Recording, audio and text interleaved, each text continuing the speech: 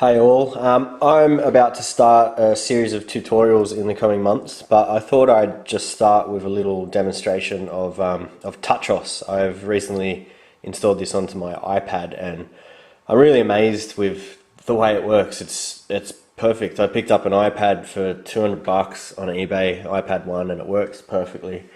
touchOSC is like $5, you know, it's very cheap.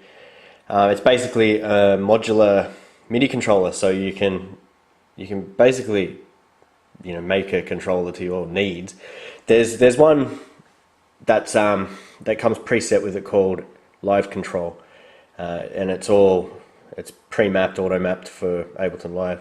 So I'm just going to show you a few of the features here. Okay, so as you see, you got Clip Launcher here. Gives you all your channels.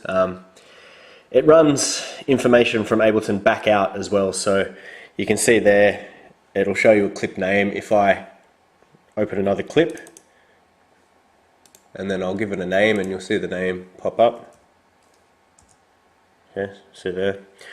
Alright, so the second page here is the mixer, which is self-explanatory. Gives you a mixer. Really little latency as well. You can kind of see me controlling the slider there, and that's you know, just moving up and down. It's brilliant. You can mute, solo, arm. You can do all the things that you'd like to do in your mixer. Next page is the device. This is a really handy page. Down here you can see your groups or your channels. So like I'll go over here and I'll hit a channel that I've got a loop in. Up here it brings the devices that I've got loaded up, so let's load up the Valhalla room. Whilst I'm doing that, it also selects everything on Ableton up here. Okay, so I'll open up Valhalla, and that gives me controls already auto-mapped. Yeah, so I can basically, you know, sit there and if I want, I can control the high cut of Valhalla. Okay. Another point is this works all via a thing called OSC, which is basically MIDI signals transmitted over your Wi-Fi network. I won't go into how you actually set it up. Just get online. There's lots of tutorials. It can be a little bit complicated, but you'll figure it out eventually.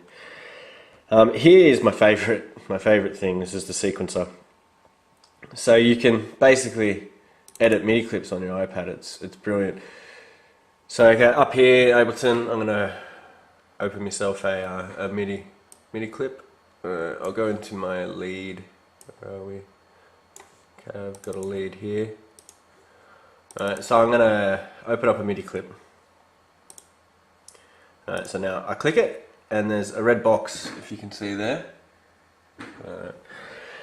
And that basically selects the MIDI clip here. So now all I want to do is draw out a MIDI clip. So I'll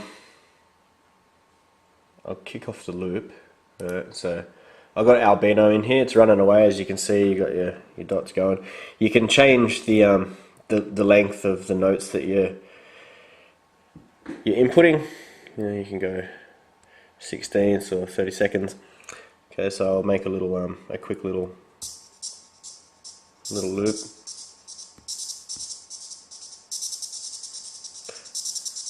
And you can scroll along. It's really intuitive. It's brilliant. Alright, so I got myself a little loop going there. Just really simple, you know. If you don't like it, you can just, yeah, that's nice. Up here you've got your velocities. So you can change the velocities of your notes. So once you've got your MIDI clip running, go over to device. Okay, we've got the albino here. It's already routed the cutoff for me. So I can sit there and play with that. So that's, and then once I go back over to the launcher, that clip is there waiting for me. So if I want, I can just press that and away it goes. It's brilliant. You've also got some XY pads that you can assign any parameter to. You've got 4 of them there. They're quite cool.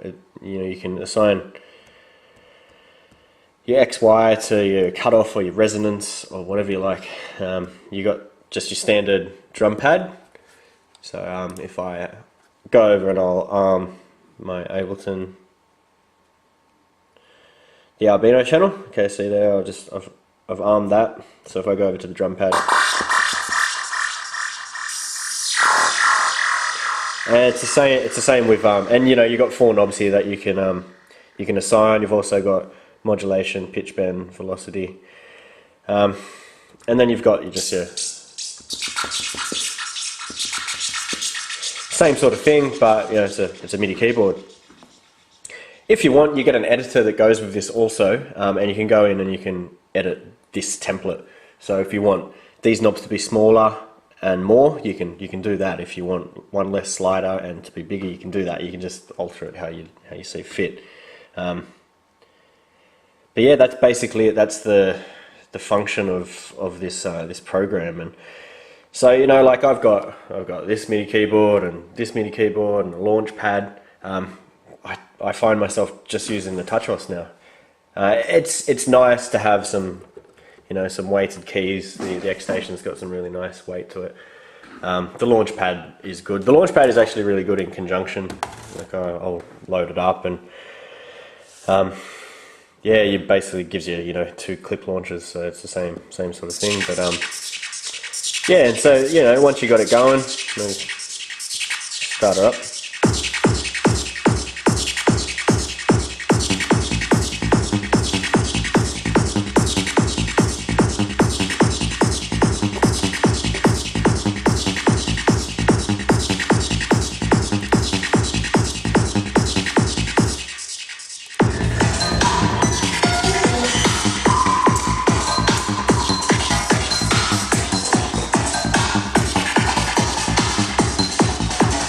Yeah, it's brilliant. It's great for live, but it's really good for in the studio production work. So if you're looking at buying a MIDI controller, I'd recommend you just check out an iPad, get touchOSC, and go from there. It's brilliant. And there's actually Live Control 2 coming out for Lima soon, which is supposed to be a little bit easier to connect, a few more functions, a bit more native to Ableton. So they're going to have a like if you use the EQ8 for Ableton, it's going to have that in here, so you can adjust the parameters on your iPad. And this is early for this sort of technology. It's only going to get more advanced, and I'd say pretty soon you're going to be able to have Ableton all on your tablet, controlling it on your studio PC. It's going to be fully integrated. I'm really looking forward to it. But yeah, in the next couple of weeks or months, I'm going to do some tutorials based on DarkSci, Psycore. Going to do some stuff about your FM leads and maybe a bass tutorial, just some basic things, and some screen captures of me writing a track. But until then, take care. See ya.